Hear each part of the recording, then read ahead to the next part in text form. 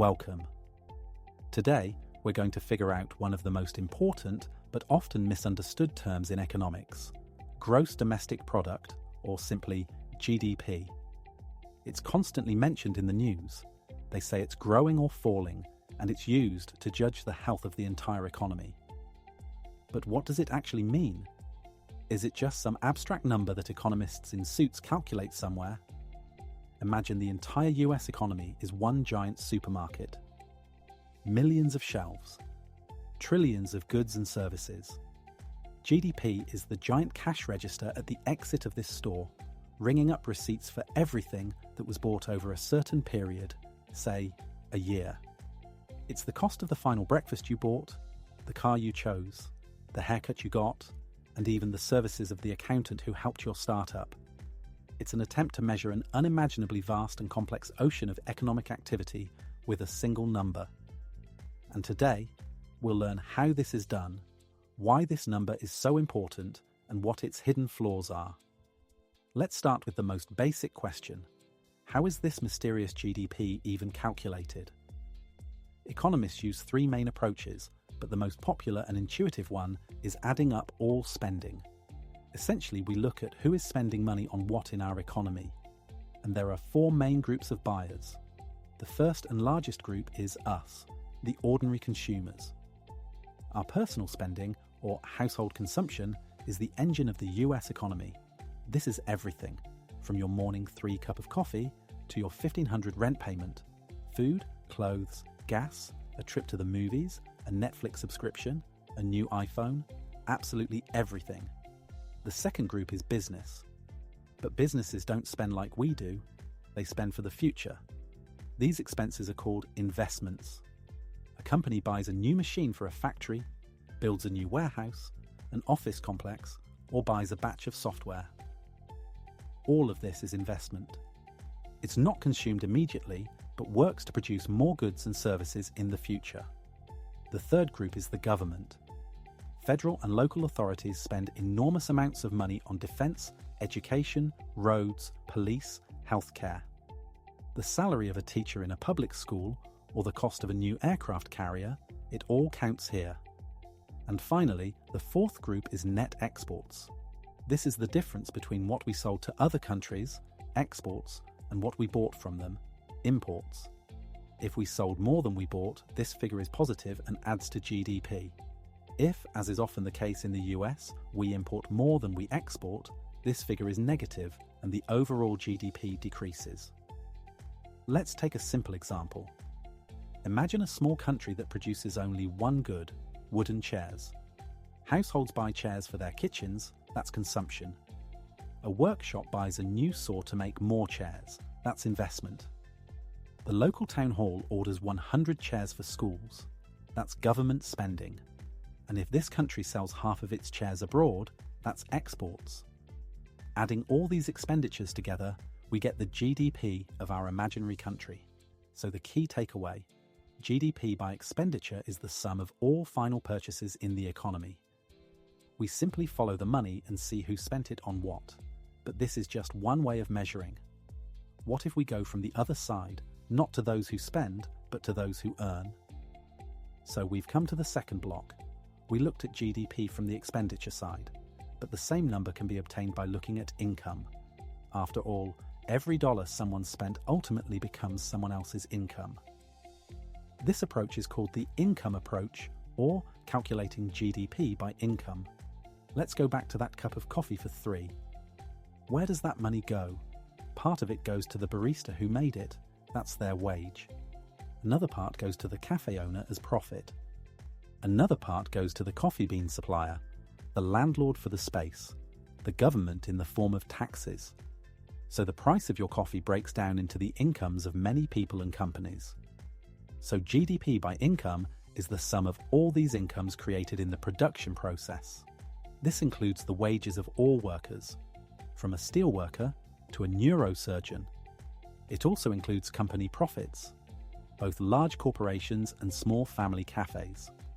It includes rental income and interest on loans, and of course, taxes on production and imports that the government receives.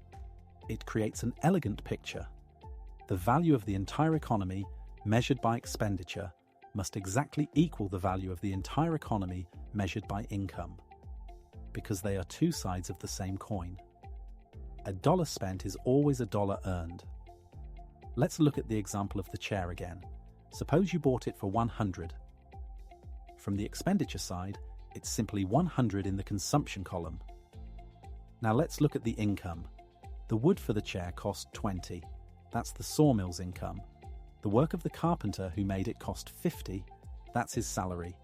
The rent for the workshop was 15. That's the landlord's income. And the remaining 15 is the profit of the owner of the furniture workshop. 20 plus 50 plus 15 plus 15 is 100. It all adds up.